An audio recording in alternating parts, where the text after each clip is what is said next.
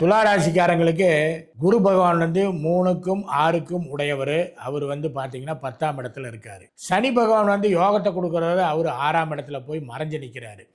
அப்போ துலா ராசிக்காரங்க வந்து 10ஆம் இடத்துல குரு இருக்கிறதுனால பதவி பறிபோகும்பாங்க. பதவியெல்லாம் பறிபோகாது. பதவியில் எச்சரிக்கையாக இருக்கணும் எப்பவுமே. ஏன்னா கூட இருக்கிறவங்களே குழி பறிச்சிருவாங்க. மேலதிகாரிகள் வந்து பாராட்டாட்டியும் பரவாயில்ல, குறை சொல்லாமல் இருக்கணுங்கிற மாதிரி நீங்கள் பார்த்துக்கோங்க. உங்கள் தொழிலில் நீங்கள் கண்ணும் கருத்துமாக இருங்க. மற்றவங்களை வந்து நம்பாதீங்க. நீங்கள் என்ன நினைக்கணுமோ அதை கரெக்டாக செஞ்சு முடிக்கிறதுக்கு உண்டான வழியை பாருங்கள். பிறரை நம்ப வேண்டாம் அப்படிங்கிறத இந்த துளாராசிக்காரங்களுக்கு சொல்லக்கூடியது. அது மாதிரி வீட்டில் பார்த்தீங்கன்னா தேவையில்லாத செலவுகள் எல்லாம் கொஞ்சம் உருவாக்கி விட்டுரும். மருத்துவ செலவு ஏதாவது கொடுக்கும். கணவன் மனைவிக்குள்ளார சின்ன சின்ன ஊழல்கள் வந்து போகும். சொந்தக்காரர் ஏதாவது ஒரு குறை சொல்லி சொல்லுவாங்க.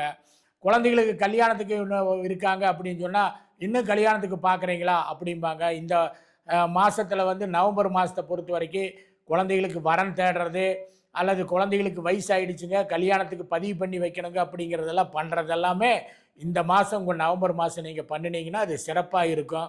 அது மாதிரி உங்கள் வேலையில் கவனமாக இருங்க. நேரடியாக நீங்களே ஈடுபட்டு தான் எந்த காரியத்தையும் பண்ணணும். அவர் பண்ணி வைப்பார், இவர் செஞ்சு கொடுப்பாருன்னு என்றைக்குமே நினைக்காதீங்க. நீங்கள் பார்த்து என்ன பண்ணணும்னு நினைக்கிறீங்களோ அதை நீங்கள் பண்ணுங்கள். அது மாதிரி பார்த்தீங்கன்னா அக்கம் பக்கத்தில் இருக்கிறவங்கெல்லாம் உங்கள் மேலே ஒரு பொறாமை பிடிக்கக்கூடிய அளவுக்கோ, உங்களை பார்த்தா ஒரு வைத்தறிச்சல் வரக்கூடிய அமைப்புக்கோ இந்த துளாராசிக்காரங்களுக்கு இருக்குது. அதையெல்லாம் நீங்கள் பொருட்படுத்தாதீங்க.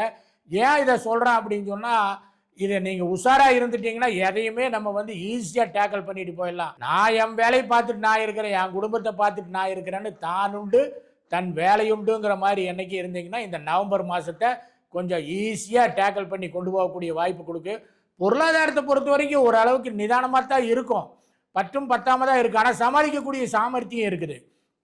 எது வந்தாலும் செலவுகள் எப்படி வந்தாலும் அதை மேனேஜ் பண்ணக்கூடிய கெட்டிக்காரத்தனம் உங்களுக்கு இருக்கிறதுனால அப்படி மேனேஜ் பண்ணி கொண்டு போங்க.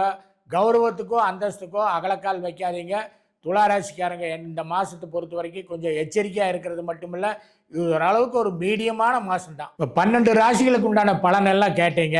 உங்களுடைய ராசியில் உங்களோட ஜாதகத்தில் எப்படிப்பட்ட பலன்கள் இருக்குது, நான் என்னோட ஃப்யூச்சர் எப்படி இருக்குது அப்படின்னு தெரிஞ்சுக்கணும்னு நீங்கள் ஆசைப்பட்டால் கீழ்கண்ட நம்பருக்கு ஃபோன் பண்ணுங்கள். எங்கள் டீம் உங்களை காண்டாக்ட் பண்ணுவாங்க. ஒரு சின்ன கட்டணம் தான், அதை செலுத்தி உங்கள் மனசில் இருக்கிற கேள்விக்கெல்லாம் விடையை தெரிஞ்சுக்கோங்க.